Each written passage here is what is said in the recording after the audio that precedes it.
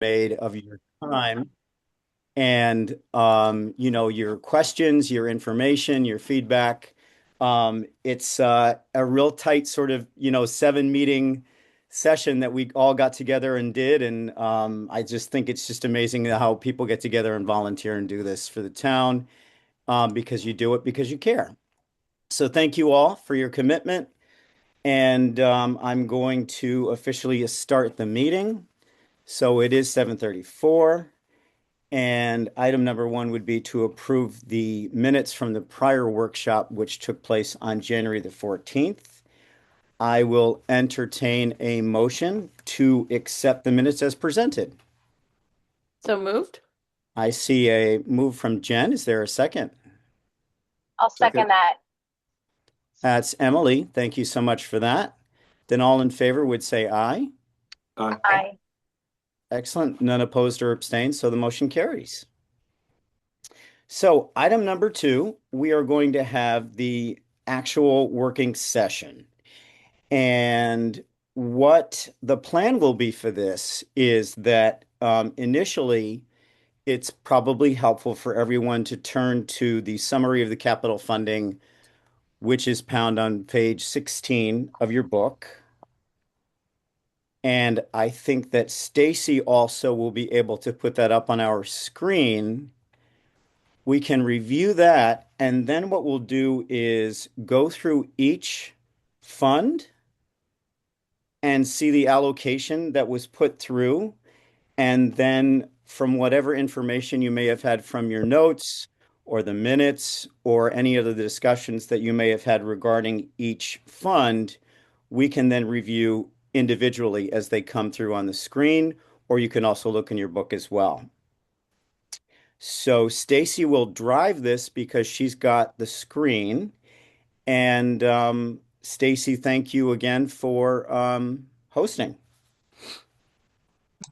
Thank you. Okay, so this, can everybody see my screen? Yes. Yes. Okay, it's big enough? Okay, so this, today's going to look a little bit different than what we've been sharing in the other workshops because I actually have my Excel document open so that we can make changes live and you all can see how it's impacting other pages in here.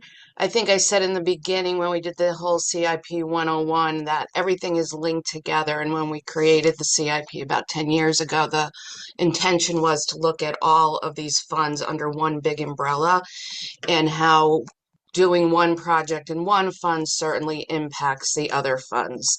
So that's why we did decide to start with the main pages. I'll walk you through the first two pages, and then as Bob said, we can go over to the individual fund pages. Again, it will be in Excel, so it won't be as pretty as a document you're used to seeing, but you do have the hard copy. And then historically, we have voted on each of the funds. We go through all of the other funds first before we do the CNRE at the end, and the reason being whatever impact, whatever changes that are made to any of the other funds will impact the CNRE in the end, because we're looking at all the other funds as must-dos. They're all basically for emergency services or vehicles types of things, and the CNRE is kind of a mishmash of everything else that has a little bit more flexibility than the other funds. So that's pretty much the way that the individual funds are funded. So before I go to this screen, which is page 16, I'm going to go really quick back a page in your book to page 15, just to highlight. At this point in time, this is a summary of all of the expenditures by department. Now, these are expenditures coming out of the funds. This is not funding going into the fund. The funding going into the fund is what is voted on at referendum. These are the actual projects, expenditures, purchases that are coming out of the funds. This page has not changed from your book on page 15. The top part breaks out all the expenditures by department. Those expenditures are paid for a variety of ways. On the bottom of the page, you will see majority, of course, comes out of the capital project funds, but that is first netted with any grants or donations that we receive, as well as recommended special appropriations to be approved by the boards, as well. The difference comes out of the capital fund project balances. So I just kind of wanted to revisit this. If you do make any changes, either amounts or move projects from year to year, this, in a perfect world, this schedule will be updated as we're working live in the other funds. So going back to the page that Bob referred to, and I think I said this in CIP 101, to me, this is the most important page. This is a page that shows how the money is getting into the funds and how we're going to make those purchases or complete those projects that have been requested by the departments through the first select woman's office.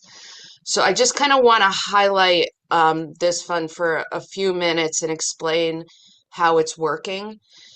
So the Madison investment plan, we've all heard about that many, many times. Both the Board of Selectmen and Board of Finance have endorsed this plan. And basically what it is trying to keep capital funding growing at a certain rate and have capital not impact our operating budget and have our operating budget not be impacted by the capital funding. So it's kind of pulling the capital budget piece away from the operating and looking at them separately until we go to combine them in the budget workshops that begin Thursday.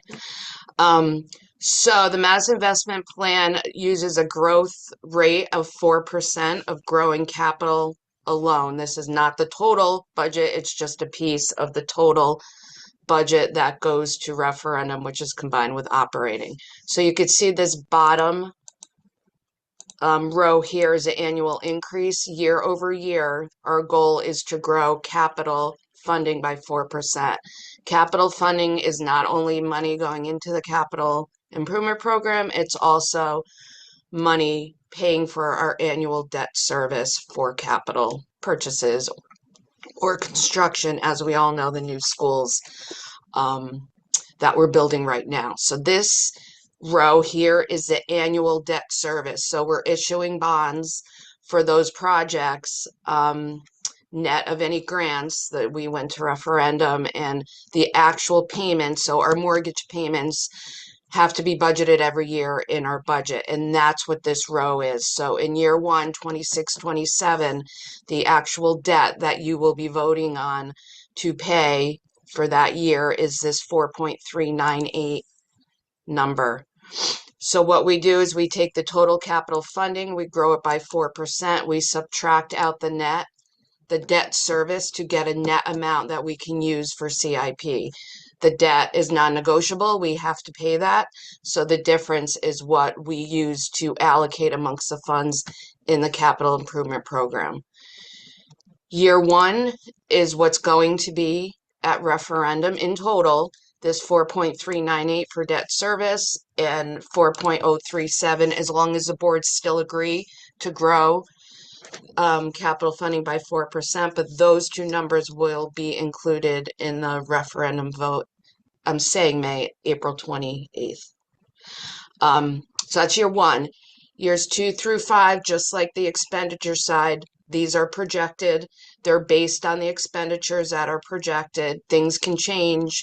We all know that. I mean, we're working all the way out to 2031, but this is, if everything goes as planned, this is what the funding would be into the CIP, as well as projected debt service going forward. And I should mention this debt service is not only actual debt service, it's also projections for the remaining bonds that are to be issued for the remainder of the capital projects, the school renewal plan. So it's existing debt as well as future projected debt for the 5 years. Stacy, Yes. could I ask, so in the 26, 27 column, for example, the numbers that we have in our book are different than what you have on the screen. For example, CIP budget on the screen says 4,037,163, but in our book it says $4,649,955. Why are we seeing a difference between the screen and our pages? Okay, Jen, you just stole my thunder because that was the next thing I was about I was about to explain. Your book was developed in October. We had a debt issuance in December. So it not only changed our existing debt based on that actual issuance, it also changed projections going forward. So we issued debt in December, and then we revised what our projected remaining issuance will be next December and probably the following December. We issue notes. We issue a series of bonds and notes throughout the projects. I want to say a total between all of the issuances, maybe seven or eight. December was our fourth December issuances, so those numbers have changed. If you look at the total column, though, our projections were not that far off. In total, our Mhm. debt for the 5 years only went up $5,000, which wow. I was so surprised when we reran all these millions of scenarios, and that only impacted our annual capital budget over the 5 years by $5,000. It does spread it out further. You can see, to your point, the CIP for year one did go to 4.6 to 4.3, but it changes over the years. So yes, we're short a little bit in the first year, but it does start to grow, and you could see the total now is 17.235, and in your book it was Mhm. 17.240. So over the 5 years, it really did not change much. It's really how it's spread out over the 5 years. Mhm. Okay, great. If if that helps. And the Yeah. last thing I do want to highlight on here, and I know we talked about this many times and the boards have, but the main purpose of why we implemented Madison investment plan is debt service is going from 2.9 million in this current fiscal year all the way up to its peak year of 6 point almost 5 million in 2030. So if we didn't have the Madison investment plan, we wouldn't be able to fund capital because this would be an enormous hit to our annual budget. So what we did is we infused money to increase balances, and you could see the CIP budget is going down every year, and we're able to do that because we infused money into the fund knowing that this peak year was coming. So once 2030 comes, debt will start to drop and CIP funding can then start to climb again.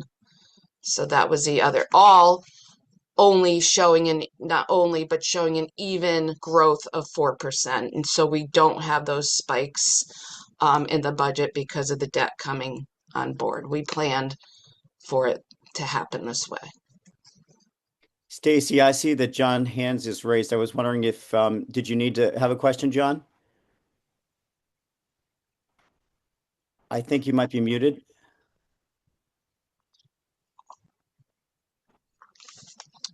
I can't hear you, John. Can you unmute? Still muted. Um, I can't unmute you.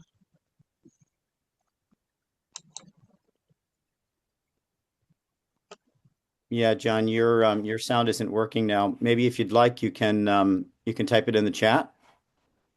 We can't hear you. Yeah, John, even with mute being turned off, we still can't hear you. I see that mute is deactivated in your block, but Check the audio settings in Zoom.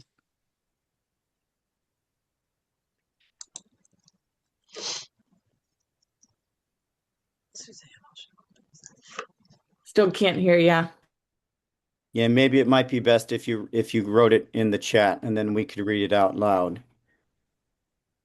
Stacy, then I guess we can move forward until we get that. Oh, no, I'm sorry. I do see Janet now has her hand raised as well. Yeah, so I have a quick question about the bonds and the debt service.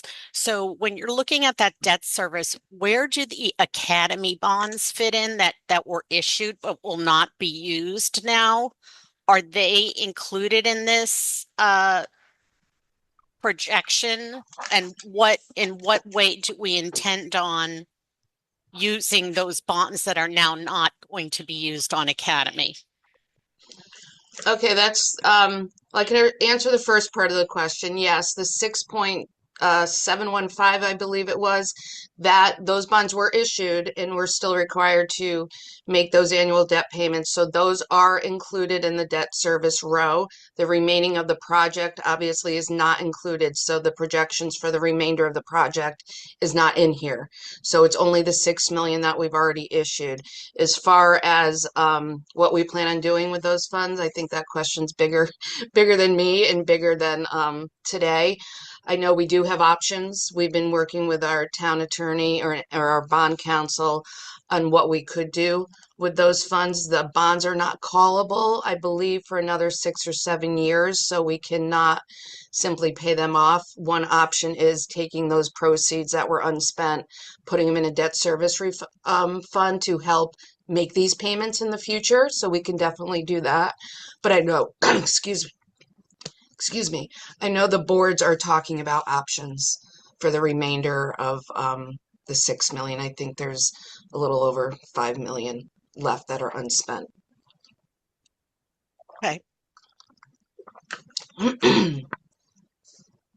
Is John back yet or no? He's not, but he did submit a question to the chat. And John says, just wanted to clarify that the debt level listed is the entire debt for the town is net of the BOE budget. I'm not sure net of the BOE budget. The Board of Ed no longer carries debt service on their side. So this is the entire existing debt and projected future debt for the entire town, if that helps. For yes, it includes a school renewal plan.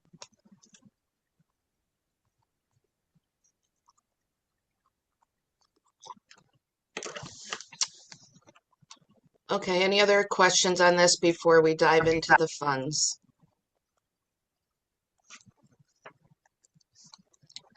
Okay, then bear with me. Again, I'm opening up my Excel schedule and I'm going to scroll down and I'll stop at each fund. We'll start with it. We're going to go down this list. We'll start with the ambulance fund. We're going to skip the CNRE, go down the other funds, and then we can go back to the CNRE. Historically, we have voted on each of the funds as we go along. So I'll leave that up to you if you want to follow the same process, but I'm going to jump over to the ambulance fund. And before we start, we do have attendees on. So if there are questions for any of the projects, hopefully the attendees on can help clarify any questions that you have. So this is the ambulance fund. This should not look any different than your page 20 in your book.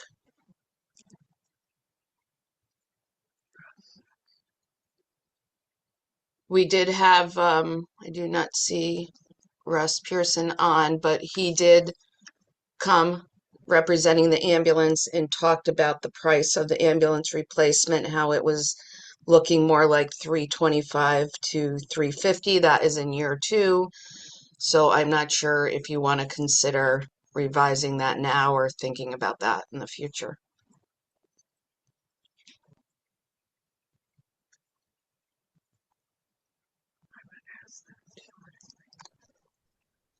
How do we go about, discussing this? Is there a decorum that we that we want to use? Do we want to each give our opinion, or I know Yeah. we don't get a vote, but how should we go about this? Well, you can give your feedback, Okay, during each fund as it's brought up.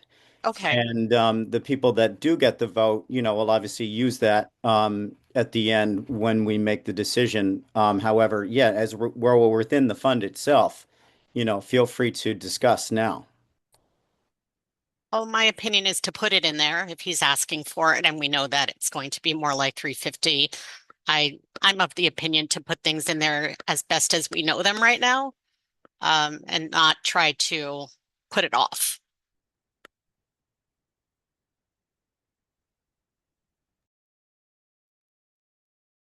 Anyone else have feedback for that? I, Hi, Laura, I see your hand. Yeah, I agree with Janet. I don't want to increase it because he asked for it, but because the previous project it had to be increased, I believe. So if that's a real number, let's use the real number. Hi, Jen, I see your hand as well.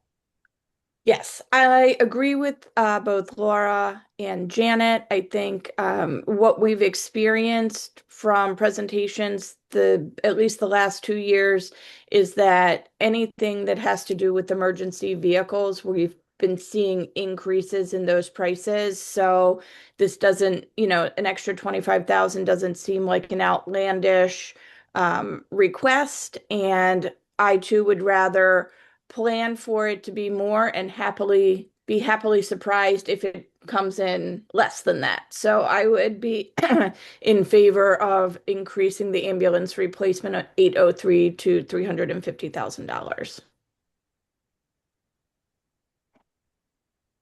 Thanks, Jen. Is there anyone else that wanted to give some feedback?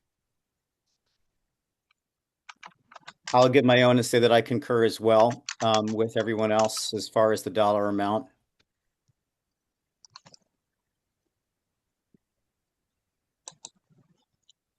So at this Okay. point, then, did you want us to call a vote for the ambulance line item? Yes, and if I can just highlight one thing, I just kind of want to tell you how this is all linked together. I don't know if you noticed when I changed this from 325 to 350, the annual funding into the fund tweaked a little bit, and that's because we fund all of these funds based on a 10-year projection. So even though you're looking at 5 years, geez, behind the screens, we also have years 6 through 10. So as soon as the numbers change, the annual funding will be changed, modified based on a 10-year average. So that changed a little bit, but how this works in the whole entire program, the more I put into this fund, it's going to take away some from the CNRE fund. Because again, remember, our funding is based on that 4% growth. So just so you know that those numbers will change as well as we're changing projects. This was a great example to show you how it worked. But yes, Bob, if you don't mind taking a vote on this one. Absolutely. So I'll entertain a motion to accept the ambulance allocation as presented. So moved. I see that from Jen. Is there a second? Second. That was from Galen? Galen, yeah. Yes, thank you. Then all in favor of the allocation would say aye. Aye. Any opposed or abstain? Don't see that. Looks as though the motion carries. Next fund. I'm just checking again to make sure Al's not here. Okay. I don't see him. No. Okay. I'm gonna scroll. I'm skipping the CNRE. We'll come back to that. And we'll go to the Coastal Resiliency Fund. If you recall, this fund's treated a little bit different when we wrote the regulation for this fund. We mirrored kind of what the state said about not funding these funds with current taxes. So we built the way we wrote the regulations was we would fund it with special appropriations. They're known every year. We go through the process, go through the boards and do it. But historically and in the future, you will see that there is no annual capital budget that will impact the budget, but there will be an anticipated special appropriation of 125,000 at least in year one. If it doesn't pass during the process, then the fund will not grow, and we'll have to, come up with other ways in order to support projects or future projects in this fund.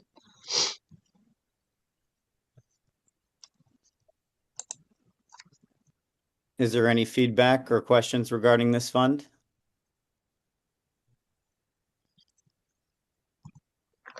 I don't see any hands raised, so then I would accept a motion to accept the allocation for coastal resiliency as presented. I see Jen. Is there a second? I'll second that. It's Emily. That's Emily. Okay, then all in favor of the allocation would say aye. Aye. Aye. None opposed or abstained, so therefore the motion carries.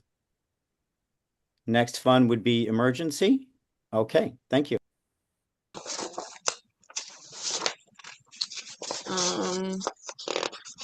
Okay, so this is exactly how it looks in your book on page 60.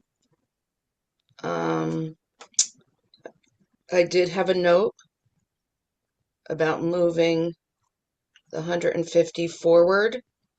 I think Sam DeBurr made that request, and that was for Dorset Lane for the frequency equipment. I don't know if anyone has any comments or questions for Sam. He is on. I could promote him to talk if you'd like. Yeah, Stacy, we moved that, that 150 from 2029 to 2026. Is that the deal? Yeah, let me put him on. I think Sam can talk now, but yes, I believe that's what my notes show. Yeah, 25, 26. Yeah, okay. Yeah. Right, okay.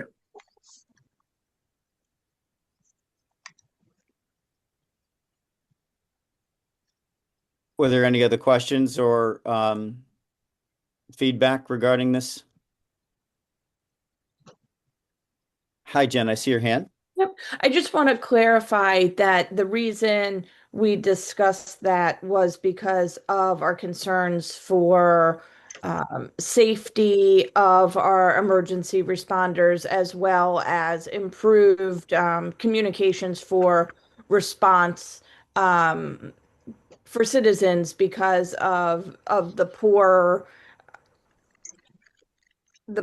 frequencies that are in certain areas of town where the officers have to rely on the vehicle equipment as opposed to the equipment that's on their person, on their body as they're responding and working with citizens or patients.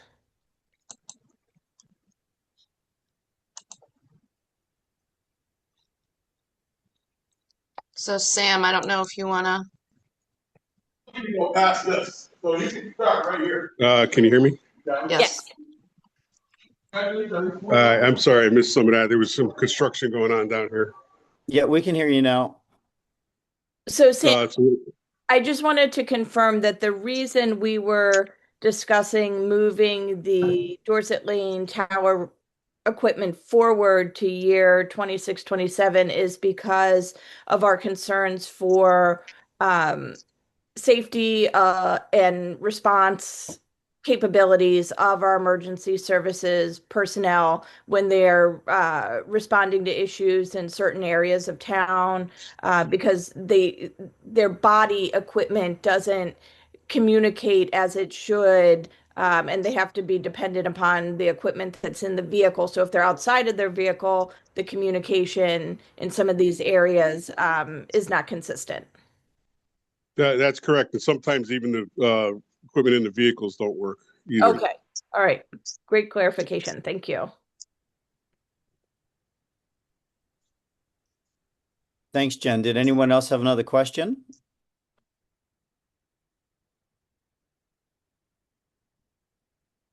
All right, then I'll entertain a motion to accept the allocation for emergency services, communications, and equipment as presented. So moved, Emily. And second, I see Emily as a mover, and I see Jen as the seconder. And then all in favor of the allocation would say aye. Aye. Aye. None opposed or abstain. So therefore the motion carries. Our next fund is the water towers. Water tanks on page Water tanks, 64. So this has not changed. I think we talked about how we really don't know what's gonna happen when we're gonna get the ones in that we've already approved. So at this point in time, we're not funding it until we have a better plan to move forward. So does this come out? Does that mean this comes out? The money's 140? sitting. The 140, it was an expenditure for this year, so it was approved tank. That 75,000 we put in this year. So currently there would be a balance if everything was done of 76. So it's sitting there, it's not being touched.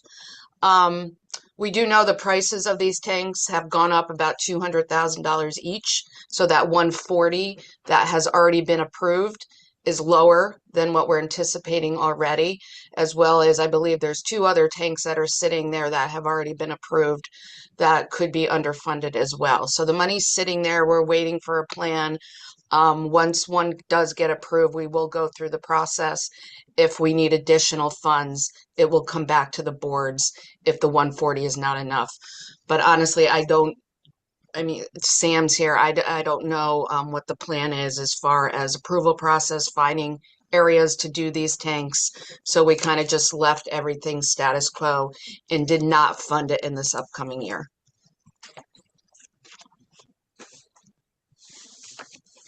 Hi, Laura. I see your hand. Thanks. Stacy, are you saying that that the fund balance, the running balance is actually higher than what's shown here because we haven't spent the money? Correct. We take it out once the project is approved. So you can see this 140 was in year one last year. So we take it out, we allocate it towards that projects, but it's sitting there. The money is there, it's just allocated. So this 76 is after that 140, as well as there are two other tanks.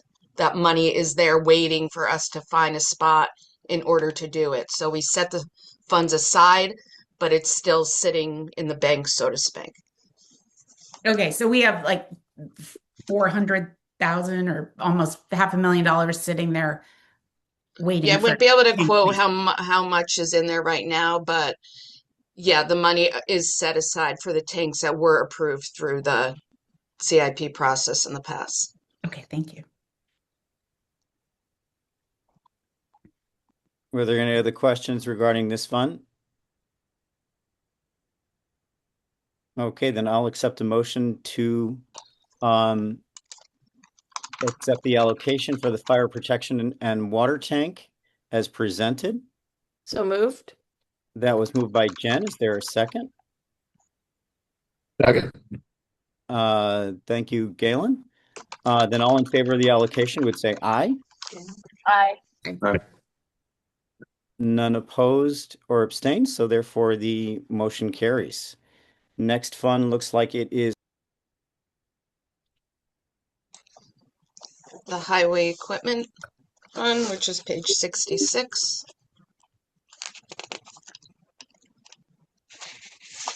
This fund is, I don't have any notes in my book as far as changing anything. Again, this was that leasing program that we started, I don't know, maybe 8 years ago, I think. There's a whole plan of vehicles that is in your book of what we plan on replacing. It's a replacement cycle. We do plan to look at this, revisit it, and rescore the vehicles this upcoming year. But as of right now, things have been pretty much status quo.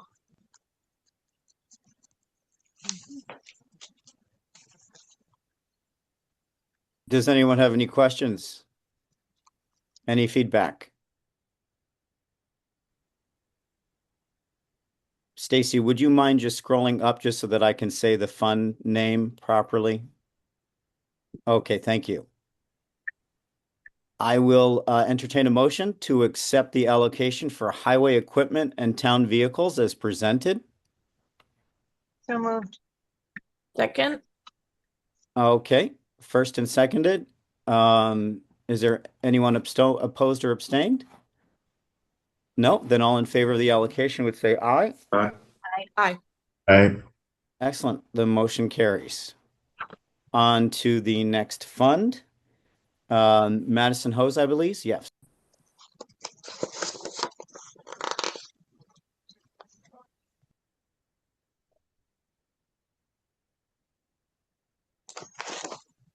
So this looks exactly as what's on your page 72, and I don't have any notes from our discussions. I don't know if anybody else does.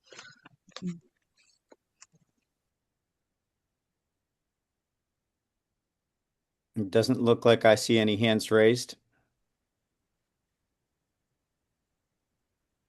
So then we'll entertain a motion to accept the allocation for Madison Hose Company number 1, apparatus and truck replacement.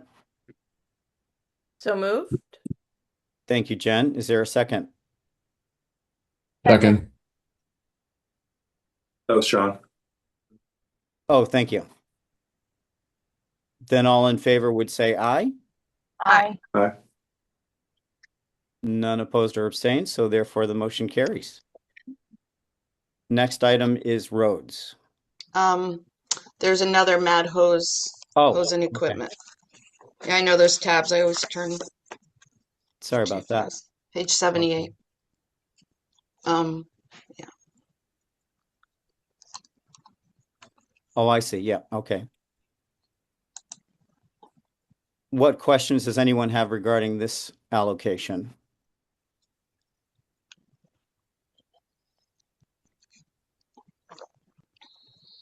Seeing none, then I'll accept a motion to accept the allocation for Madison Hose Company number 1, hose and equipment. So So moved. moved. I see Jen as a first. I'll second Who is that, this? Emily. Thanks, Emily. All in favor of the allocation would say aye. Aye. Aye. None opposed or abstained. Motion carries. Okay, next fund. There's roads. Okay. So I can give just a little quick preview. I know we talked about this for a long time, but this reflects a road study plan. In here, you could see years 1 and 2. We bumped up the expenditures about 1.5 million, both for years 1 and 2, with anticipation of a special appropriation to be approved through another process. In order for those expenditures to happen at an increased 1.5 million in years 1 and 2, we would need to do special appropriations of $1 million in year 1 and 2 and use some of the balance in there. If those special appropriations do not get approved, that 2.2 and that 2.4 will be reduced and we just won't be able to do as many roads. So the hope is, in order for this whole plan to work, that these specials will get approved. If they don't, then we will go back to the normal road expenditure amount that we normally budget for. Janet, I see that your hand is raised. Yes, hi. So this is one that I have a really hard time with as a member of the public. I feel that either it's necessary or it's not necessary, right? We paid for a study. We had people study the roads and they told us that this is what we need. We are not even funding everything they said that we need. They said we needed 5 million, I believe, or some number higher than this one. So again, I feel like if we know we need this should be in the capital plan. This should not be special appropriations. If we don't feel we need this, take it out because it's not fair to the public. They're not going to vote down roads. They're never going to vote down an appropriation for roads because roads are very important to the people in town. We've seen this.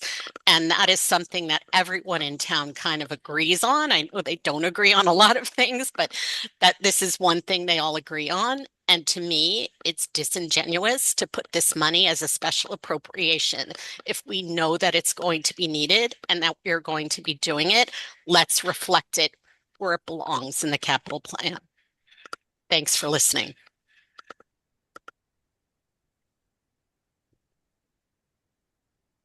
Thank you, Janet, for that feedback. Stacy, did you want to give any feedback regarding Janet's commentary? I guess what I can say, we tried to make it work. We tried to do as many roads as we could, based on the study and based on the funding. We tried to fund everything else, and as we all know, that first schedule, we only have so much money to go into CIP, so this was a way to utilize some of our fund balance and also be able to fund our other projects. If we don't do this, if you did not want to support this, we can certainly, reduce the expenditures as well. If you want to build this, if your recommendation is to build this into the budget, then it will impact the other expenditures. You will see how it will impact the CNRE fund. So if I move this $1 million up here, now I'm taking $1 million out of the CNRE fund, which will most likely show a negative balance in our CNRE fund. Again, this is the mechanics. That's all I can really comment on. Or another project can be taken out from future sheets that we're going to be looking at. Yes. Yeah. Hi, John. I see your hand. Yeah, hi, Bob. I hope I'm unmuted. I did some work here IT wise. Just wanted to comment on that because and please correct me if my interpretation is incorrect, but my feeling is that the special appropriations basically are approving taking money out of our savings account that we've accumulated from previous tax years. So while we're not really using the current tax year to fund these projects, we have built up a surplus in the past. And essentially you might want to even argue that it's because we had a higher than we should have mill rate in the past, because that's how we've accumulated this money. So I don't feel that badly about it. It's off budget because of money coming from previous savings. It also keeps us under the 2.5% cap that the state imposes that might result in reduced funding for us if we put all these expenses into the current year budget. So with that, I'll let Stacy comment on whether I'm completely off my nut or not.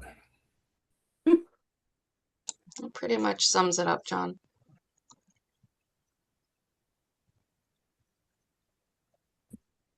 Okay, thanks. I Yeah. don't have time to discuss. We'll just sum up, huh?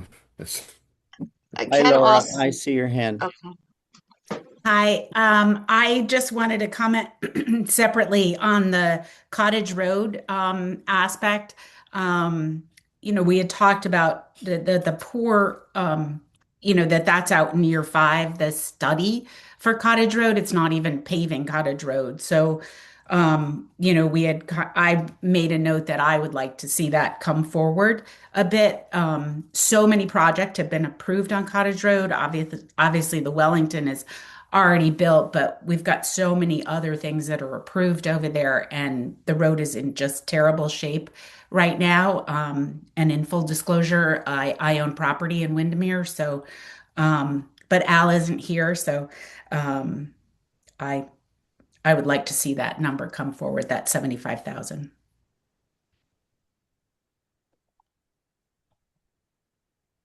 Thank you, Laura, for your feedback on that.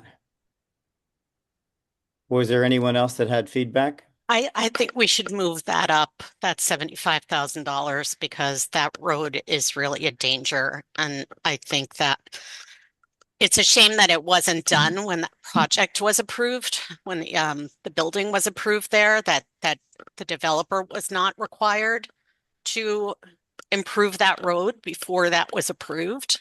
That's too bad, but it hasn't been, and now it's really not fair to the people to wait 4 years to even have a study on it.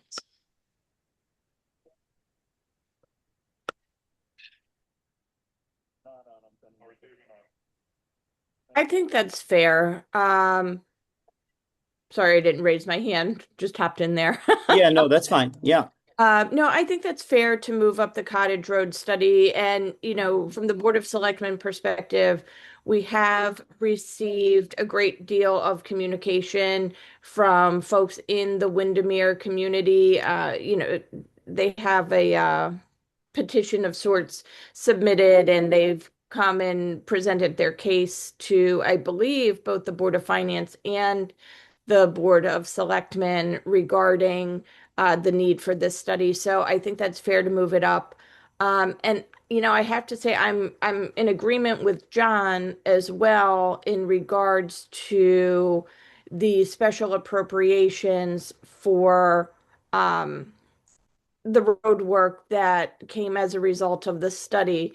I know there's an argument out there that this is a known expense, but I guess where I look, the way I look at it is, yes, road maintenance in and of itself is a known expense, and we do allocate funds to that on a yearly basis. However, this study showed us that what was unanticipated is the amount of work that's needed to kind of get us over the hump and get us to a point where our road maintenance can maybe be a little less extensive than what we're currently experiencing. So the special appropriations are known. They'll be presented as part of the budget discussions, with Board of Selectmen and Board of Finance. So I'm okay with leaving that as special appropriations and using money that's already been collected and is sitting there waiting to be used for something as opposed to levying additional taxes on folks. Thank you, Jen. Very important aspect of that.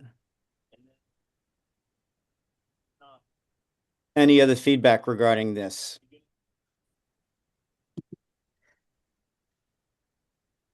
Hi, Laura, I see your hand.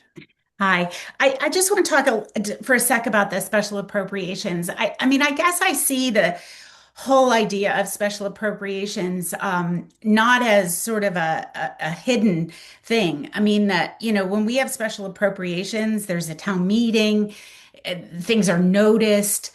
In some ways, they get more public notice than a line item in the budget. So I guess I don't see it as sort of whether it's an afterthought or something that's trying to be hidden or from the public, or I don't know, maybe I'm just thinking about it as in a different way. But anyway, just my thought.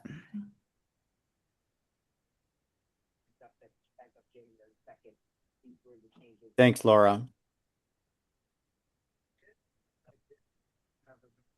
I'm just looking to see if there's anyone else that wanted to comment on this.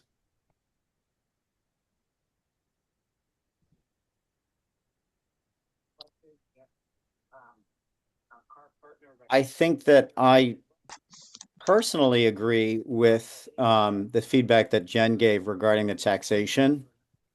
But we have to figure out where this is going to end up. So where do we go from here? So I have a quick question. As far as cottage, the Yeah. $75,000 is planning money. In year six, there's $220,000 in there for actually doing the work. Are you looking to move both into the 5-year plan, move it up and also move the 220 into the 5-year plan? Into what year?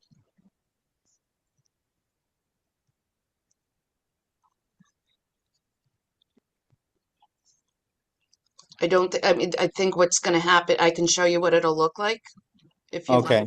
Okay, so I'm going to move the 75 into year one. I'm going to take it out of year 5. Then I'm going to put the 220 in year 2.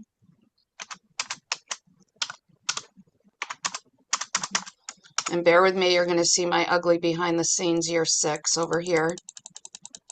I'm going to take it out of year 6. So the funding, the annual funding is the same because again, that's based on a 10-year plan anyway. But the balance in year 5 just it goes down by the 220 because that wasn't happening until year 6.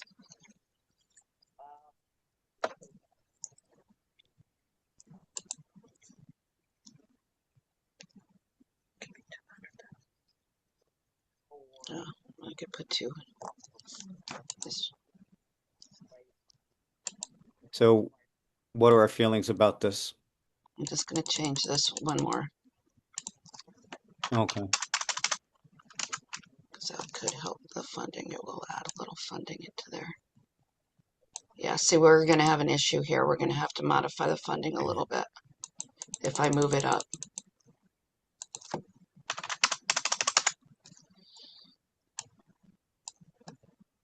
If I put it in year 3. Laura, I see you were going to say something. Go ahead. Yeah. Yeah, I mean, I get it has to come out of the top line, right? The road study plan. Is that the just funding for the general funding for roads? I had it actually in year 6 separately. So if you look at cottage right here, and I'm going over to my ugly years 6 through 10. This is a road study. I had the 220 here in separate lines. So I simply took it out of year 6 and now I moved it into year 2 and 3. Okay, and is it still going negative at the bottom? Now I moved it up. I moved it up a year. Okay. I had in one, yeah. So our balance is still fine. Okay. And we're still funding roads at the same amount. That's Stacy magic. Yeah. Right before your very eyes. Yeah. Okay, so maybe the study isn't moved up quite as soon as especially Cottage Road residents would like, because, they'd like to see that started today if they Yeah. could. But we were able to move it up quite extensively by 3 years, it looks like. So doing that and still keeping funding, money in funding accounts, I mean, I think that's the best we can do. Yeah, I concur with that.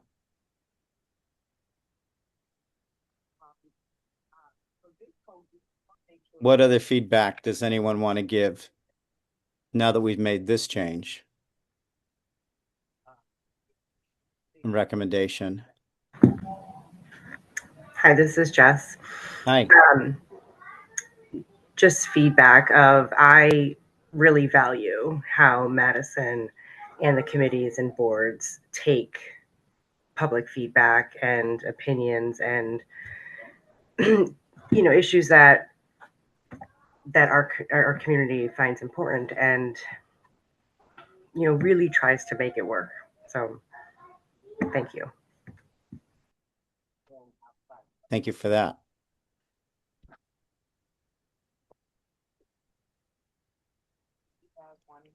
I don't want to not allow anyone else if they wanted to share something.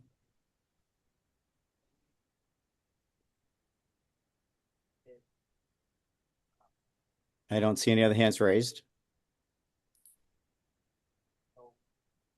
So then I will entertain a motion to accept the allocation as we see it here, now on the screen for major roads. So I move. see a move from Jen. Is there a second? Second. I see a second from John. All in favor of this allocation then for major roads would say aye. Aye. Aye. Any opposed?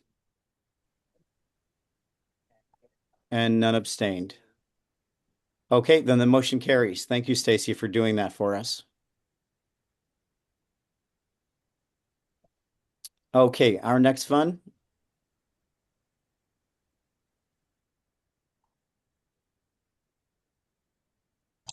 Page 84, Nomad apparatus truck replacement. I know the Chief Penders came in and requested that 2004 Pierce Enforcer refurbishment have an additional 250,000, and he was fine with putting it in year one, not looking for the money immediately in this current fiscal year. So I'm not sure what your notes. That's gonna make here.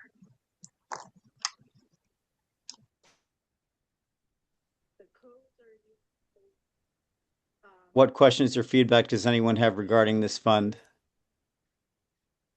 I do have a note Yeah. saying that an option was to take money from the water tank storage fund due to the lack of viable locations. Was that an option still?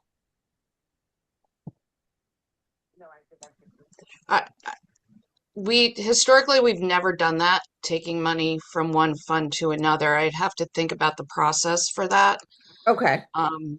Because it went through a whole approval process that money was set aside for Yeah. tanks. I think we'd have to go through the boards and ask for the funds to be returned and then do a separate agenda item to reallocate, but I'd have to think that through. I don't Okay. think that would be something we would want to do at this Okay. level. Or it's not within our purview from this committee. Right. Yeah. Yeah. Yeah. Okay. Yeah. Laura, And I see. I'm sorry. Did you go finish? ahead. Go ahead, Laura. Oh, I just want to, is there a minimum balance that we're willing to live with? Or you're willing to live with, Stacy? Um, In this fund. in this fund? Yeah. I mean, like I said, we look at a 10-year Yeah. plan. So it should, looking out into year 6, I think this 78,000 is needed in order to keep going, to get us through 10 years. We don't go out further than 10 years. I mean, we can never stop then. So we try to, keep a balance that could get us through the next few years. I did notice if we do put that 250 or even 200 in, we're going to have a negative in year 5. Hmm. So I'd have to look out.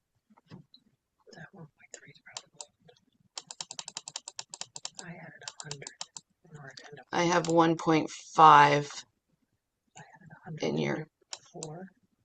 I'm sorry, what? I added 100 the year before and it works. Oh, I'm sorry. Go ahead. Year 6, which is one of those in your ugly. Oh, in my ugly side. Hang on one sec. You added 100 here? Yeah. Okay. And what would that be for? Should I add it to this? Yeah. Yeah. Okay. Everything is. Let's say, yeah. So Kristen's running numbers on the side with escalation. Yeah. So if I do this, I think the 1.3 is definitely low. Yeah. Okay. So what we did is this, we had another truck replacement out and we just, Kristen added escalation into that. I think it was year 9. Mm-hmm. So if we increase that by the 100,000, that increases the funding into this fund in order to give us a positive ending balance and absorb. I put 200 in. What did he ask for? 250. 250. Yeah.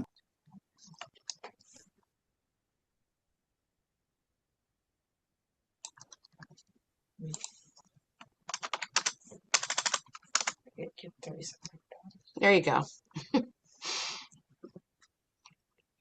And we're good with adding the escalation on year 9. Absolutely. Yes. Absolutely.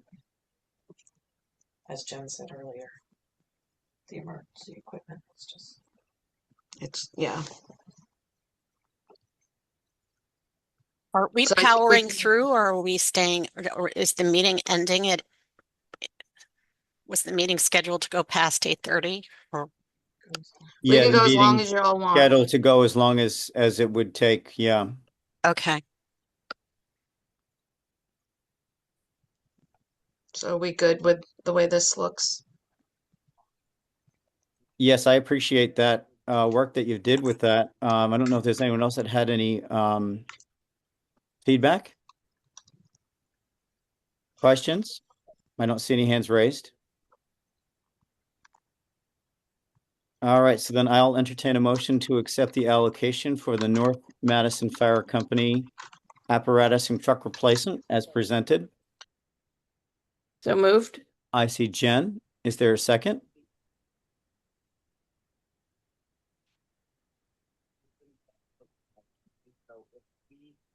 I'll second. Thanks, Galen. Then all in favor of the allocation as presented would say aye. Aye. Aye. Any opposed or abstained? I see none. So therefore that motion carries. Next fund.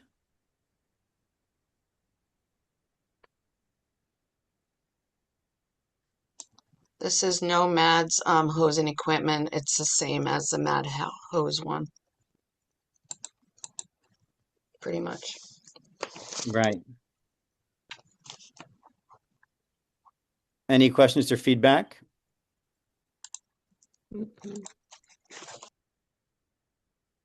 Then I will entertain a motion to accept this allocation for the North Madison Fire Company Hose and Equipment Fund. So See Jen as a move. Anyone else for second? I Second. see John Muller as a second. Then all in favor of this allocation would say aye. Aye. None opposed or abstained, so the motion carries. Next fund. So I'm going to skip over open space. There really is nothing to do here. The fund resides in CIP because it is a capital project fund, but there's no activity in this fund. So now I would go to the police vehicles. And this is where we have price increase on the vehicles. I'm going to let Kristen share her magic, what she's been working on, So if revising costs. I hate for you guys to see this, if you go in here, Yep. make that 85. This is the So most this is a cost increase for that we these have right vehicles. We had it at 70,000. Captain York is here. He did give us a most updated quote. So the price of these vehicles has jumped significantly. Mhm. So now in our fancy formula, I'm replacing that 70,000 with 85,000. Mm-hmm. You got to do Yep. for 4 years. It's going to be that number. So I'm just gonna, because it's a 4-year lease.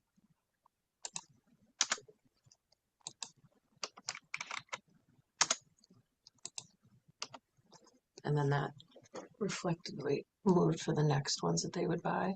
We're in the middle Oh, of this. perfect. Okay, And that is now grabbing this Yep. number and growing it out 2 years from that. gotcha. So if you look at your police vehicle page to see what it looked like before on page 94, we increased the cost from 70,000 to 85 for the first 1 through 4 replacement. So that changed from 74,000 a year to 89.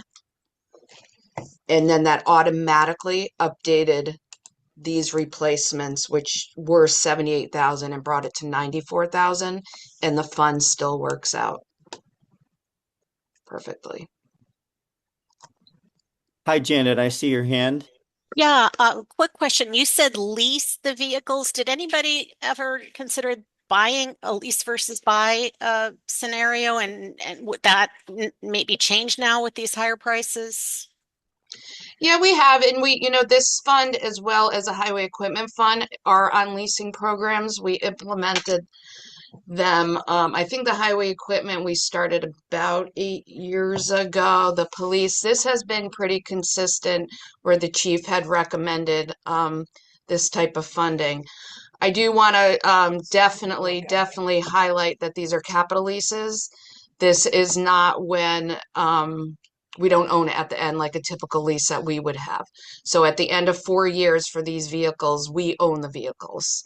So I don't know if that makes a difference, but this was a way for us to be able to do it more frequently. Now that rates are a little bit higher, sure, maybe we should look to see if it makes sense.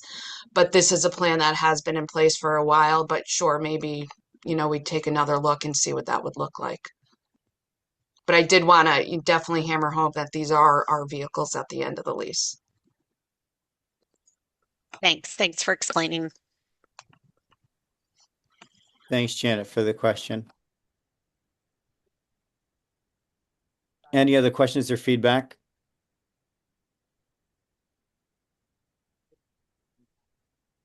Okay, then I'll accept a motion to accept the allocation for police vehicles as presented. I So see moved. Jen. John Muller, was that you as a second? Yes, I'll second that. Okay, thank you. All in favor of this allocation would say aye. Aye. Aye. Yeah. Bob, it's like a silent auction. You got to like, I know, right? The Twitch. None opposed or abstained, so the motion carries. I did see somebody, an attendee, had their hand up. I'm not sure if that was Captain York or not. The hand is down. Did anybody have a If they question or did, comment? I did not see that. Was there some? Oh, yes, I see That's public comment, yeah. public comment I know we have that at the end. with citizens' comments. Yes. Citizens' comments, yeah. Okay. I don't see any other of the attendees or panelists. Sorry. Yep.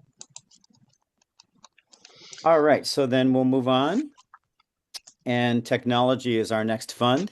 Oh, Jen, you had your hand raised? Oh, no, I didn't. Oh, Just okay. accidentally hit it.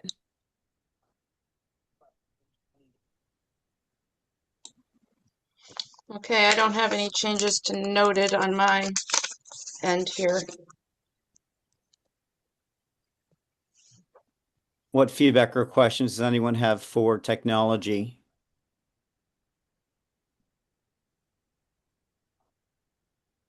Okay, I will accept a motion for approval of the allocation for technology as presented. Jen? Thank you.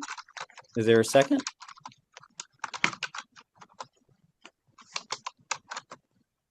I don't see anyone, so I'll second that. Oh, great. Oh, there you go. No, go ahead, Bob. You got it. All in favor of the allocation would say aye. Aye. Aye. None opposed or abstained. So the motion carries. And now we have CNRE. Okay, that's page 28 in your book. I'm going to scroll up. We'll see what it looks like now because we did make some changes. And then we could go through whatever projects you want to talk about.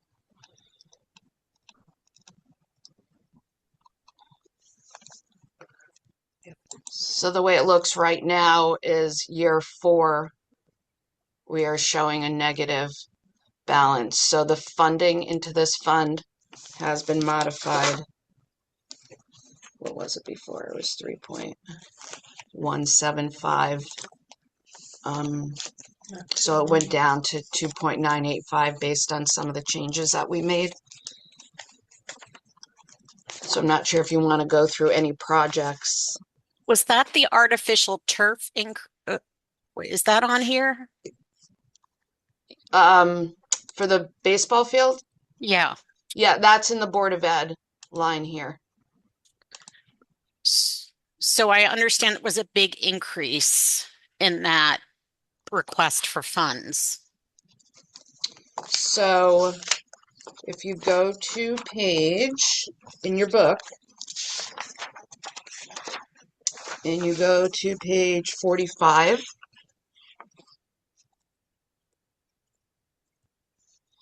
included in, you could see on the bottom, included in the 5-year plan for the Board of Ed, that 1935 includes 1.6 million to be added to the 1.5 million in this current year, and that is for the baseball field. So that is in that number.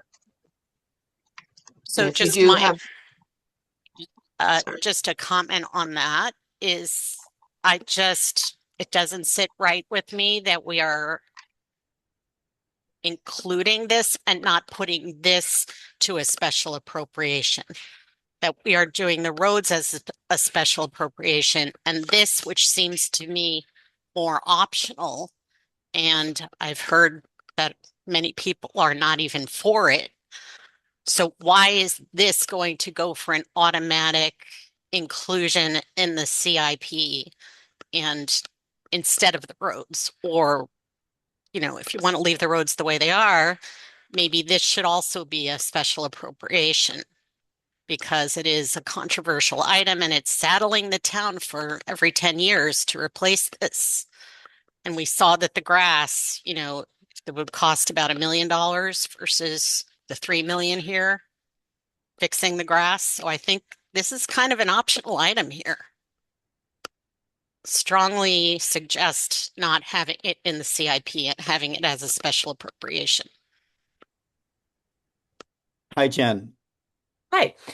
Janet, I'm in agreement with you there. Ran some calculations based off of the information that was provided to us over the weekend. And if you look at the difference in what it's going to cost us to install turf, and then what it's going to cost to refurbish the grass fields and incorporate the maintenance, the difference would take us approximately 37 years to make up the cost in those maintenance costs, in which time you're going to have had to replace the field 3 times, if that makes sense. Because what was being calculated as anticipated maintenance costs for a turf field versus anticipated maintenance costs for a grass field. And then so basically what I did is I took the cost of the new turf installation, I subtracted the cost of the grass field refurbishment, and then I went ahead and figured out the difference with the yearly maintenance costs. And based on those numbers, putting in a turf field does not seem like it's any additional savings unless somebody could tell me how we're going to rent out these fields to other organizations to bring in extra money. But I do believe what Janet's saying as well. Part of our duty is to look at what are the needs, what are the real needs of the town versus the wants and the nice to haves. And I feel like a turf field is a nice to have as opposed to a need when you're comparing it to roads and emergency vehicles and all those sorts of things. So if we're putting roads out to a special appropriation for folks to have a vote on, then I think they should get to vote as well on whether they want to fund a turf baseball field through a special appropriation.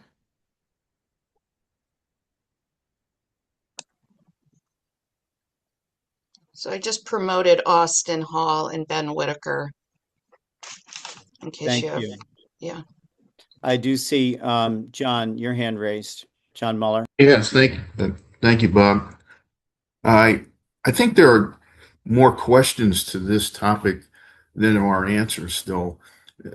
Not just from a fiscal perspective, which I think Jen just summed up very nicely, but I'm still not convinced that the health and safety issues have been fully elucidated. I realized Al made reference to this in our last meeting that the state had weighed in on this some time ago, but there are still ongoing studies that I'm aware of that really don't have a definitive conclusion about whether these artificial fields are completely safe or not. But even if they are, I still think the fiscal issues are such that, and as Janet has said, that this is a very big nut to crack. And economically, I'm not sure that a synthetic turf is a guaranteed money saver for the town. I think perhaps we can look at replacing the turf field and then using other turf fields in town or developing new turf fields to satisfy the demand for such fields. So I think it should be probably come out of the CIP and go to special appropriation as suggested. Hi, Austin. I see your hand raised.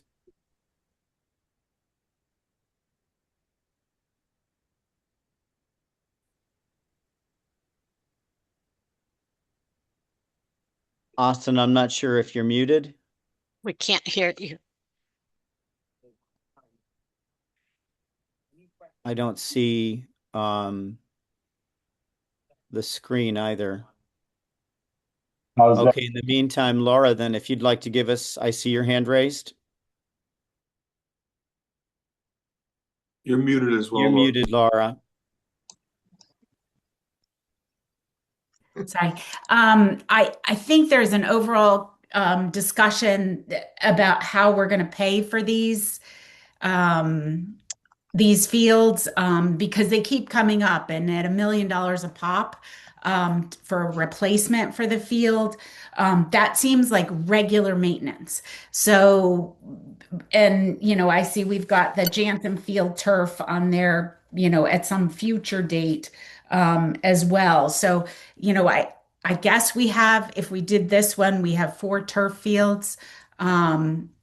So I think we've got to incorporate the cost of those replacements in a better way than having them pop up at $1 million, every year or every other year or whatever that money is. I'd like to see that smoothed out a little bit. But to me, from our discussion before, this is a $3.2 million baseball field. It's not just the turf. What they said was there was drainage and retaining walls, a multi-sport practice area. I hope it includes the paths and the scoreboard and everything else because honestly, I don't ever want to see this again. I just want it to be done because this 1.6 is new, right? That's last year the 1.5 was in the project, and I understand they flipped the field. That's probably really smart. And it needs, I mean, I get from a programming aspect of it that, yes, now you can use it for gym class and the other groups can use it at the high school or at Polson. I don't know how they separate that. From a programming standpoint, if you're running the school and you need space like this, I totally understand how the turf makes incredible sense because you don't have any downtime. I just think from a financial standpoint, we've got to smooth these things out for the future, particularly on the replacements. If you're saying, 8 to 10 to 15 years replacement. From a health standpoint, that's a completely different conversation. And I would really like to see some better communication to the families whose kids are using this, whether it's the gym classes. And Austin, I know you're going to say that the kids wear long pants and all of that because I've had this conversation with you about the softball fields. The gym classes are not all wearing long pants, and the families don't know that they take those little rubber pellets home and that they shouldn't come into the house. They shouldn't have toddlers that put them in their mouths. That is the science, our current science, that you shouldn't, at least from what I read from those studies that we got sent. Anyway, I'll stop talking. Thank you. Laura, I appreciate your feedback, and I do see that it looks like Austin is available now to give his feedback.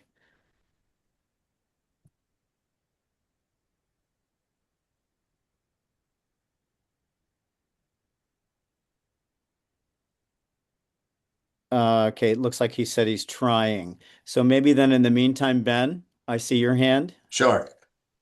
Ready to go. Just wanted to hit a couple points here. One is the it was a cognizant decision to not have a special appropriation for this field. And the reason behind that is we wanted it to go through the SIP process and be vetted with all the other projects in the project mix and not be a special process. So it's kind of funny, like the exact reason why we were talking about highlighting other projects and like putting them on a special appropriations, the transparency is why we didn't want to do that. We didn't want to say, hey, here's a project that's over budget. Let's just put it out on its own and have everybody just vote on this and just push it through. It was like, no, let's bring it back to the SIP. And we did the exact same thing for the town campus gym restrooms as well. and said, let's work it back through the process and make sure everybody's comfortable with the program as a whole. So that was a cognizant decision to do that. The second piece of it is don't look at an ROI with a turf field. There is no ROI in a turf field. It doesn't make any financial sense to compare grass versus turf to say the turf is going to save me money. That's not what it's about. The purpose of a turf field is playability, and it's to extend the season. And Chris Farrell and Austin can talk about that part of it. I'm just a construction guy, but that's the reason behind the turf field. It is not a financial thing. It is not designed to cost less than a grass field. The purpose here was to get this thing done once. There is an opportunity if the town chooses to turn a little more revenue producing with this field. You could host tournaments here. You could do all that kind of stuff as well. Again, there's studies on that where it shows that the extra wear and tear on the turf sometimes isn't worth the extra cost. But you could defray the part of it that way. But again, I would just caution looking at this with an ROI. There are certain projects where looking at it from an ROI standpoint makes perfect sense. A field isn't one of them. It does cost more, period. So that's two things from my end. I don't know if Austin is able to jump in. I do agree. I like the idea of level funding in these things. Like if you know you have a 10-year life or 15-year life to start putting aside money like we accrue in these funds. That's a great idea. So when the time does come, you're not bearing the whole cost all at once. Everybody always says they want to do that and nobody actually does it. So we'd be like the first organization that actually starts to put money aside for that. That'd be really good. We actually do, Ben. That's how these funds work. No, I know. We build up balances to do No, I these love things. it. No, I mean like outside of Madison, everybody always says, "Hey, we just built a field. Let's start putting 100 grand a year in." And then year two, it's like the first thing that gets cut is that 100 grand because it's not something that's right in front of your face. So it's great that we do that here. Hi, Hey, Janet. can you hear me now? Oh, yes. Janet, I'm going to have you just, if you don't mind waiting for. Sure. Thank you, Janet. Sorry, guys. I don't know what happened with my. Anyway, so I think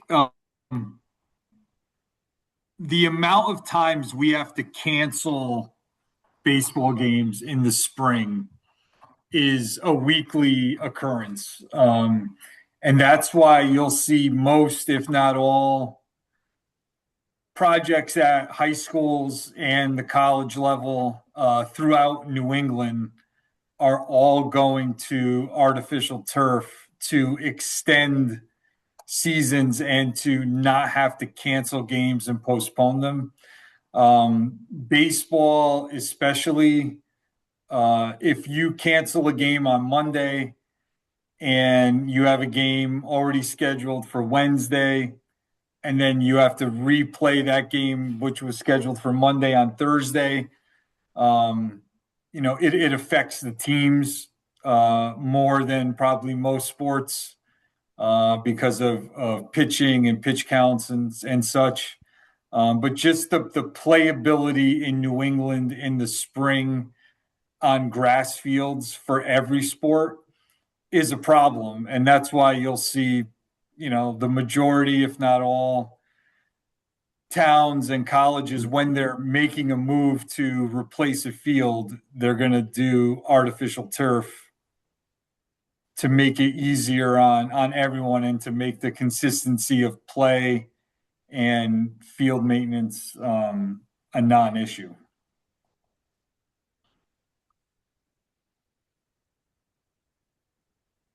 And this is a Board of Ed field, not a town field, so I'm just giving my opinion. But my guys do maintain the field, and rebuilding the pitcher's mound multiple times a year, rebuilding the batter's boxes in the catcher's area multiple times a year, just from wear and tear. To not have to do that would, free them up to do, a slew of other things that are important, just as important as the baseball field. But yeah, I know that discussion on safety is always going to be a topic of debate. But but we have 2 turf fields in town already that we've been approving for years now, and a lot of towns, if not all of them, are moving in this direction when replacement comes up. So that's just my 2 cents on it. And Austin, you brought up the point about the field belonging to the Board of Education. We do have the footnote here regarding the return of funds of 383,000 for this project.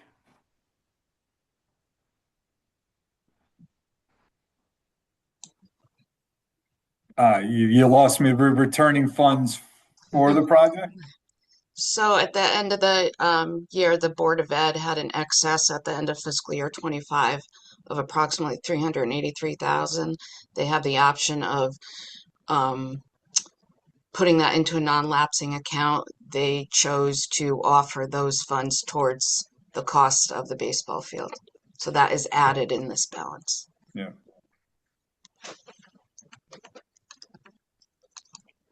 Janet, I think I saw you first. Yeah. So I just want to say I'm hearing a lot of pros and cons, and there are, good arguments on either side. So I kind of disagree with what Ben just said about keeping it in the CIP versus putting it as a special appropriation. I think as a special appropriation, it does get more visibility to the public. I think that people see the CIP and it's part of the whole budget, and they're not necessarily going to pick out a line item and say, I'm not approving the budget because I don't like this line item. And it is a danger, in fact, if they do that, right? Because if this whole thing comes out, it's $3 million for a turf field, that I think puts the whole budget approval in jeopardy. So it feels like it does belong as a special appropriation with the town meeting, maybe explaining the pros and the cons and really giving both sides of it. That's just my final 2 cents in this matter. Galen, I saw you next. I'd like to have Ben go first because he's got a better command of the issues, and then I'll weigh in with Sure. my opinion. Sounds that's good. a lot of confidence right there. Just a couple of things. One is the mechanism to approve projects in town, and this town and every town, is the capital improvement process. So this is the right mechanism to fund projects.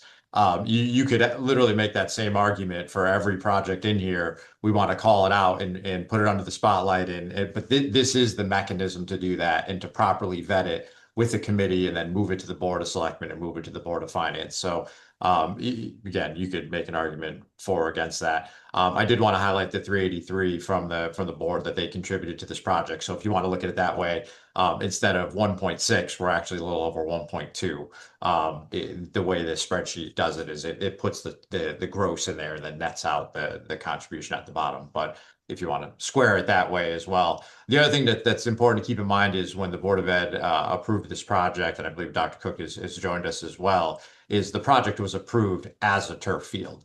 So the Board of Ed is not considering a grass field. So if the decision of the committee is to not fund the additional funds for this project, which will essentially kill the project, this project doesn't become a grass field project. The project dies at that point.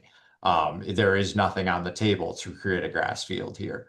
So again, well within the purview of this committee to not approve the funding for it. But just understand that doesn't mean that the funds that have been approved already could then just be used for a grass field. That'd be highly inappropriate. The project would actually have to get killed and then recreated in a different means, which could take several years. Just something to consider. Thanks, Ben, for that feedback. Galen, go ahead. Yeah, thanks, Ben. I guess I wanted to stress the following points. One is that it is a need for our kids. It is about playability and multi-sports. You have a tremendous multiplier effect when you have a turf field because, if you have bad weather, it impacts practices, games, schedules, everything gets off kilter. So it really does enhance the number of kids who can participate and play, both for extracurricular sports and in-school gym. I can't speak to the health issue. It's obviously serious. there are turf fields have been around for quite a while. I'm not up on the science, so I just can't address that. And then I would also like to echo what Ben said, which is that the Board of Ed, decided to return $383,000 for the turf field in good faith. But if this is not voted or approved, well, then we're back to square one for the baseball fields. And it is a serious need. That's all I really have to say. Yeah, again, I appreciate the perspective because you've been on this committee as well, from the historical perspective of, the rationalization behind what's being done.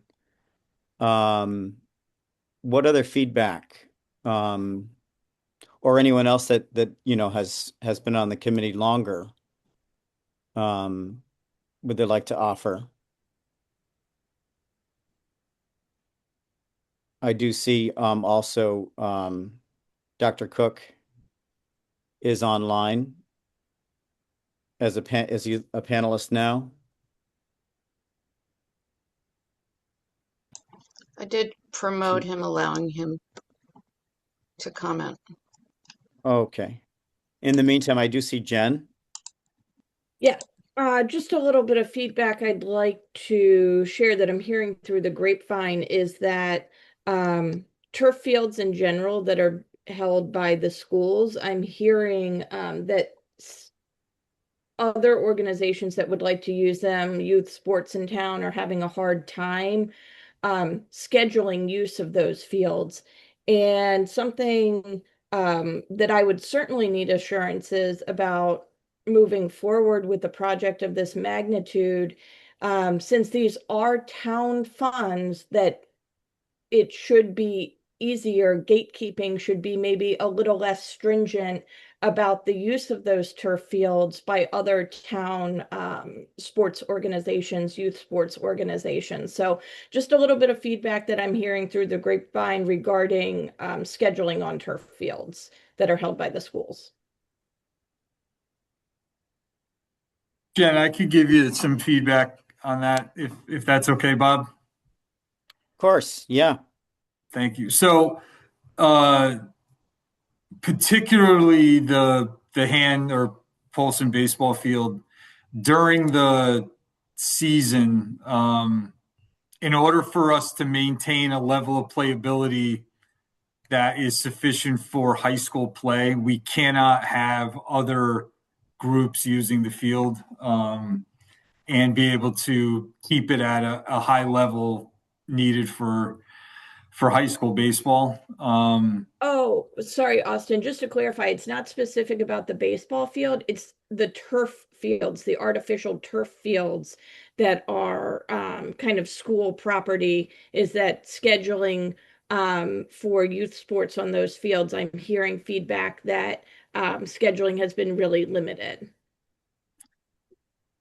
Yeah, I'm not going to disagree with you, but I control Strongfield through my department, and between youth lacrosse, youth soccer, little league, softball, field hockey, they get a lot of play on there. I can't speak for the high school turf, but I know we have a fields group that meets, and I have a representative from each youth sports organization that we meet with each season, and they lay out their schedule. And we use that strong field as everybody knows, from sun up to sundown, not only for youth sports but beach and recreation activities, senior citizen softball, adult sports, and there is a finite amount of time that you want kids on the field. You don't want to have a 10 o'clock at night practice. But I meet with these people, the representatives from all the organizations, almost on a daily basis, we correspond, and everybody seems to get what they need. It may not be exactly what they need or the day and the time that they want, but everyone works together really well to make everything work. Okay, thank you.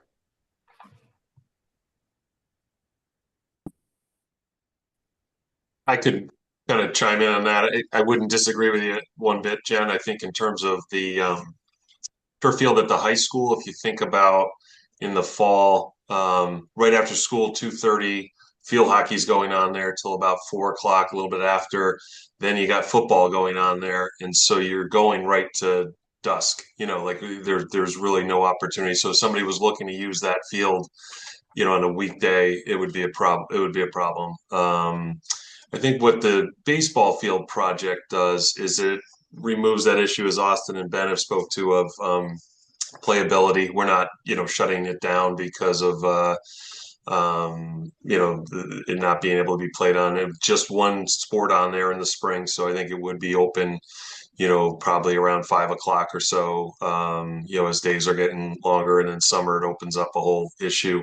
I did join a little late. I'm not sure if this issue was talked about, but one of the big differences in why people are going to turf over grass is, and it's particularly an issue for us here in Madison. That field is on a middle school property, so we cannot use any pesticides on that. So the thought that even with the best equipment and dedicated staff and, really protecting it and not having outside groups use it, it would not look like, Fenway Park, because we can't use pesticides on that. We could, just use fertilizer, certain types of fertilizer. And so, crabgrass would come in, like I think that there's, it would look good for a couple of years and we'd be back to where we're at right now pretty quickly, with a redone, grass field. And so that's why this has been a turf field project for upwards of 10 years, that it's been, waiting in CIP. And as you can see, the board has really prioritized it, making it a year one project the last 2 years, and then putting its end of the year funding, which, there's other needs, that could have been on that docket for that end of the year funds. But the board is really feeling like, it's time to get it done, and off the list here on CIP. So happy to answer any questions, but I just wanted to make sure those 2 points were shared.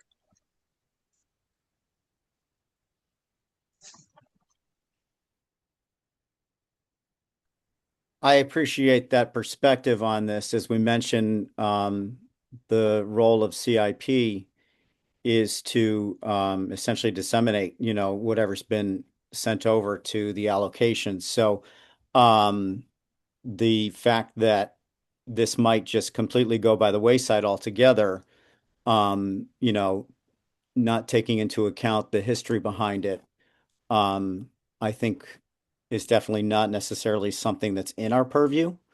Again, I do appreciate more feedback from someone that may have been on the CIP longer, but that's my understanding of, our role in this committee itself.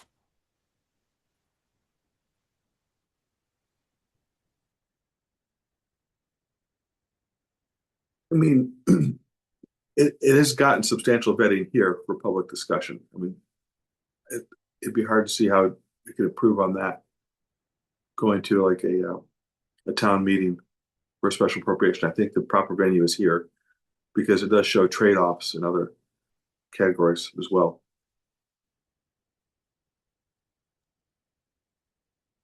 I agree. Hi, Laura, I see your hand. Hi, I think Janet brings up a good point about the road issue. Um,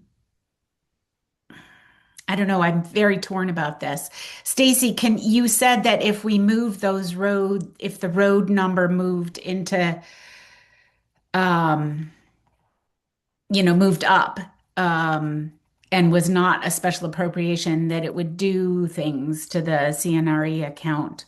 Um, can you tell us or show us what Yeah, that does? Sure. So I can tell you quickly, if we move the $1 million into the budget, this 1.1 million will go down to 187,000. I won't have this extra million to put into the CNRE if we want to put it in the budget on major roads. So that's going to make this fund, we'd have to make other decisions in this fund. Yeah, I think Ben's comment about I think Ben made the best argument about, that the decision is not a financial one, that it's really a programmatic one, the turf versus grass. So thank you, Ben. That was very helpful.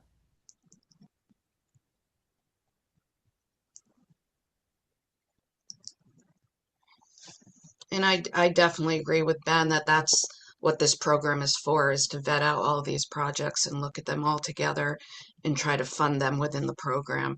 I think the roads is a little bit different. We're trying to get ahead of things. We had this road study that was, we didn't know what the results were going to be, so we're trying to get ahead of it there with the roads. But I do think that this would be the process um, for the field, like any other project in here. Hi, Laura. Sorry, is any of the construction that is going to happen at Polson over the next year going to keep this project from being, if we fund this, uh, does any of this get delayed because of the other construction that's going to go on at Polson? No, good question. Not at all. This project for the field is actually the bid documents and everything are ready to go. As soon as if this moves through this committee, I'm going to put dates in there and get this project out on the street in anticipation of the budget passing in April. Obviously, if it doesn't pass, then we would cancel the process and we wouldn't make any award until afterwards. But the plan is to build this project this summer because we are delayed again. We were hoping to build it last summer. The job sites are going to be adjacent, but Gilbane, the construction manager who's doing all the other work at Polson, is aware that they might have a neighbor during this summer working on the field, so that everybody's aware. And at that, Ben, you might not be the right person. It might be um, Mr. Russo. But in terms of the roads, like, is there a limit on how many roads we can do in any particular year? I mean, there's got to be a max number that we can. Yeah, that would definitely be a public works question. One thing I have not done is road construction. So So we did receive a message in the chat, and we have also lost Emily. And it looks as though John has actually gone off. So there is a proposal that we have the follow-up meeting that was tentative. If we wanted to either gather more information, figure out what to do, maybe put ourselves back together. After collecting that, we do require a vote today if we needed to end the session, but it sounds like this is going to continue.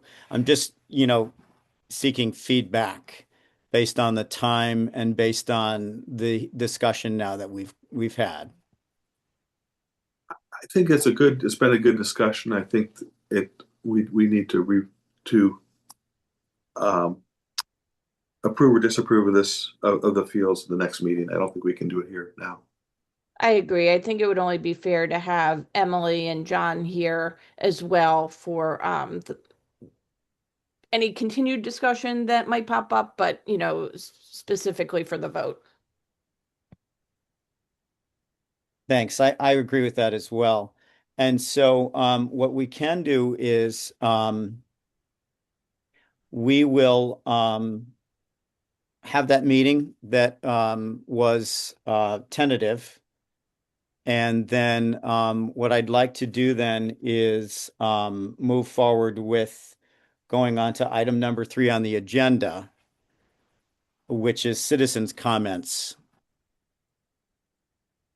I don't know that I see any citizens on the line that have their hand raised.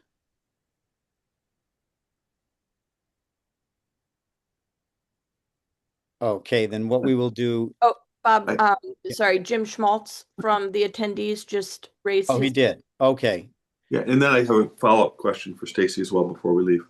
absolutely. After Jim, So, yeah. Jim, I do see now your hand raised.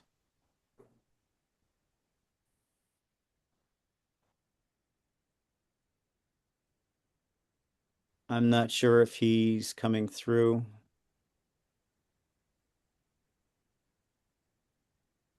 Hello? Sorry. Yes, we can hear you now. Okay. Sorry, I was having a hard time unmuting there. So one of the questions I had, this kind of ties into both. So with the CIP and the perf, um, also like the vehicle increasing in cost, there was a meeting with Board of Selectmen last year that was going over a bunch of projects that were over budget, and they were all getting special appropriation fees to do them. And one of them was the turf field. And I think what the anticipated cost was for 3 fields turned out to be the cost for one, roughly, something like that. And it led into a little bit bigger discussion where they were talking about like the actual pricing that's in CIP. So something got put in years ago.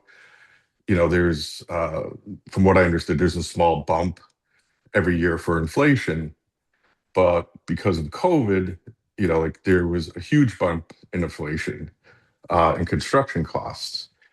And I think it may have been Ben or somebody or facilities saying that in the previous job or town that they worked with, they actually had like a 20 something percent increase across the board on CIP projects to kind of help level that out and put the realistic numbers in. So later in the year, you weren't saying like, okay, hey, uh, you know, we're here in, this time of year. We know the turf fields are way more, or the fire station construction is $3 million over budget, but it doesn't get changed in CIP. So it kind of provides a false number of what's happening there. So I was wondering if that had gotten followed up on and if there was any increase in that amount. So that was one of the questions. And the other one, like doing the special appropriations, I had sent a letter to with some concerns to I think most of the people that were probably there. I don't know if it went specifically to everybody on CIP, but it was, using the undesignated fund, and it didn't seem to me like that was a viable thing, and also some balanced budget regulations. Uh, Bruce Wilson was nice enough to give me a call and kind of explained the undesignated fund is actually multiple funds, so he kind of explained how that worked. That, we have the 10% that you have to maintain, and then the rest of it is spendable. So, we talked for quite a while, I think over an hour, and that, I understand that. And, I was wrong on the way I was reading, that in the way the fundings were labeled. What we kind of couldn't come up with a resolution, the state regulations, what they say is like anything that you're planning. So if you're planning a special appropriation down the road for the roads for $1 million, um, that's fine. You can do that, but it has to be in the annual budget.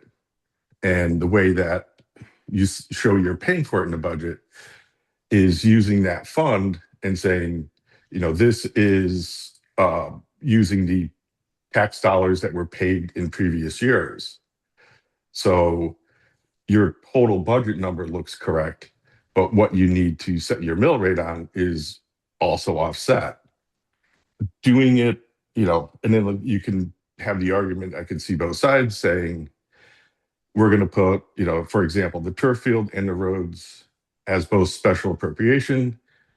It gives the people more, more choice. You get a Chinese menu, you can pick and choose what you want. it's a lot of work. But I think maybe the easier way to correct it is you say, hey, it's going to go in, both of these items are going in the budget. So instead of 100 million, we're going to be at 102 million for the year. We're only going to tax you with 100 million because we're going to use, 2 million from special appropriations out of the taxes you paid last year. Then people can say like, yeah, our budget should be there or no, rather than dragging it out throughout the year. By not having it in the budget, people are looking at it and saying like, oh, we're at 101 million with turf fields and everything else. That's great. But unless they're on these meetings and spending their time, they're not knowing that we've got $1 million in roads down the road, and they're not going to vote that down. That's like probably number one that everybody wants is roads, and then maybe turf fields, right? So it's through transparency, and I think even following through and confirming with the state balanced budget regulations, we may need to adjust that. I could be wrong on that one. I'm not saying that it's 100%, but as far as everything I can understand, that kind of needs to do it, and it makes sense from a transparency point.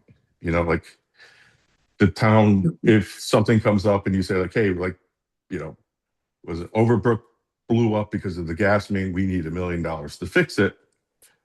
Perfect. That's what, not only using that fund, but like even just using not going into that and saying we're going to use last year's taxes to do it because you didn't know today when you're setting the budget that comes up in the year. But if like we want to do $1 million, you have to ask, why are we not going, why is that optional down the road, but not, here and now? Like it kind of doesn't make sense. It's like you're trying to hide that we're going to spend that money. Is there any scenario that the town would say, we're not even going to bring up the special appropriation for roads? Like outside of like an enormous disaster where we need, not only the rainy day fund, but everything else. And then you could still just say, we're not going to spend the money. It kind of just doesn't make common sense to me. I think that's enough for today. I appreciate your time. Thank you. No, thank you, Jim. We appreciate your feedback. So, Galen, yes. yeah, thank you. So I'm thinking more about the implication of the field. So we're looking at the issues are the financial costs versus the playability. So those are different criteria and have to be considered as a trade-off. There's a whole health issue. There's the question of whether it's an appropriate venue to do it here versus special appropriations. I'm just recapping the arguments we've made. But something I don't think we've considered so much is the implications if we approve or disapprove of the fields. So, for instance, if we approve the field, it more or less leaves the rest of the CIP as is, right? But if we vote it down, wouldn't that have massive implications both for the Board of Ed budget, because we do something else with that 383, but also wouldn't it light up Stacy and Kristen's spreadsheet like a pinball machine? All the effects are going to ricochet around. And if only for those reasons, I think we do need we need the time to prepare for another meeting to really think this through. I agree. Yes. Hi, Jen. You're muted. Thank you. One more thing to throw in there that we had not gotten to yet, but kind of piggybacks on how numbers could shift around and change. I made a note on the Public Works Facilities Town Garage Phase 1 Site and Emergency Services building. That's on page 28.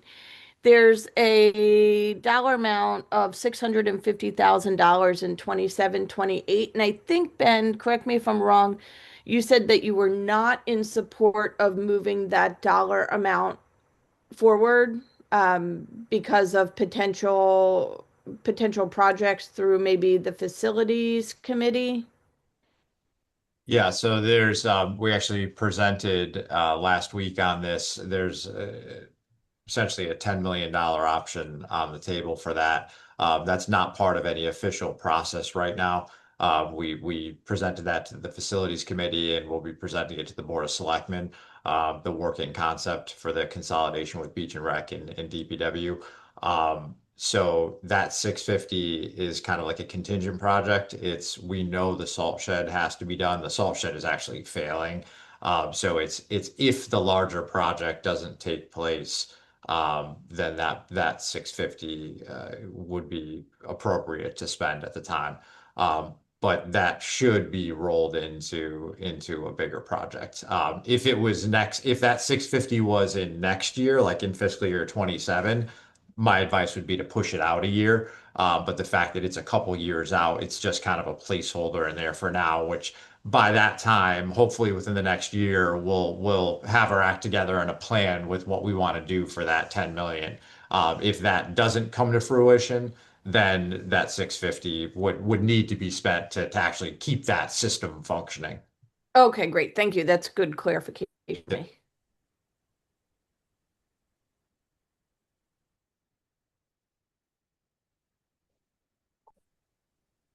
Laura, hi, I see your hand. I also have a note that the hose number one wanted an extra 50 grand for their retaining wall on the pond in year one. I don't know if that is in your numbers, but I had that note too. I figured once we get, through this I know. discussion, I do have that note too, though. Same. Thanks, Laura.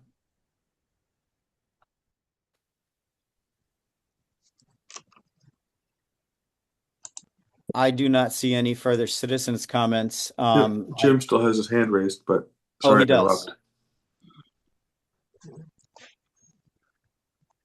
interrupt. I think that may have been from before. No. Okay.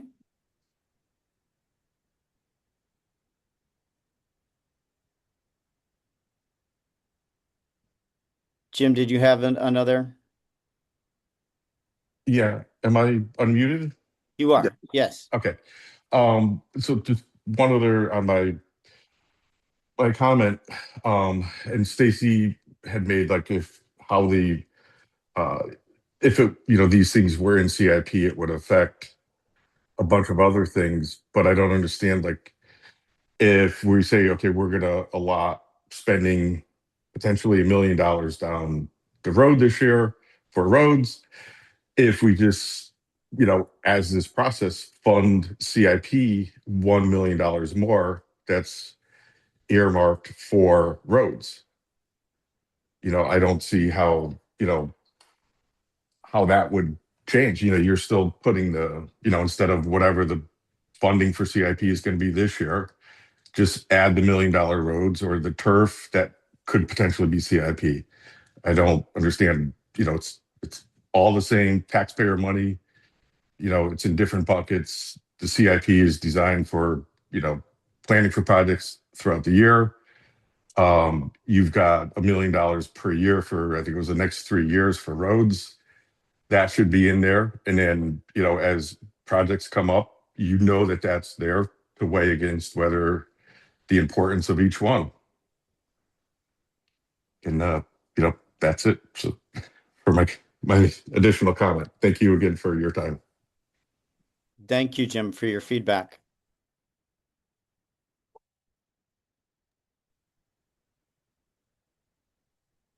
So we had our tentative meeting set for Monday, January 26th at 5:30. Looks like it won't be tentative. And definitely looking forward to getting some more information about completing this process. I did want to just also very quickly just acknowledge, while I had the time as a citizen myself, all of the tremendously diligent work from Stacy and her team, and the meetings that take place at 7:30 a.m. and 7 o'clock p.m. and the amount of organization as well as time that she offered to any members of these committees as well as the public, going above and beyond to really foster this process for the town. And I can't give enough accolades for that. So I just wanted to make sure that I got that in. Jen, I see your hand.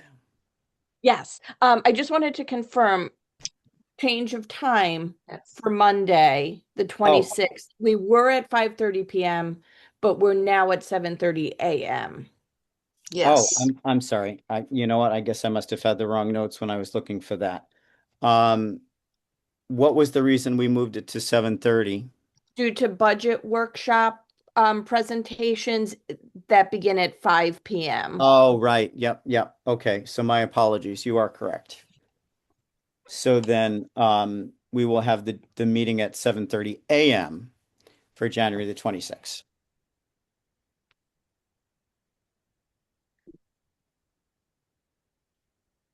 I don't see any other hands raised. I will accept a motion to adjourn. So moved. I see it from Jen. Is there a second? Second. That was Galen? Yep. Yep.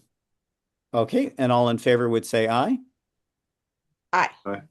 Great. Looking forward to seeing you then on the 26th. Thanks again, everyone, for your time. It was quite a long meeting, Yeah. probably more than we thought. Thank you, Bob, for doing a great job of directing it. Thank you so much. Thank you, Thank you everybody. all for your time. Enjoy the rest of the day. Thank you. Take care now. Bye.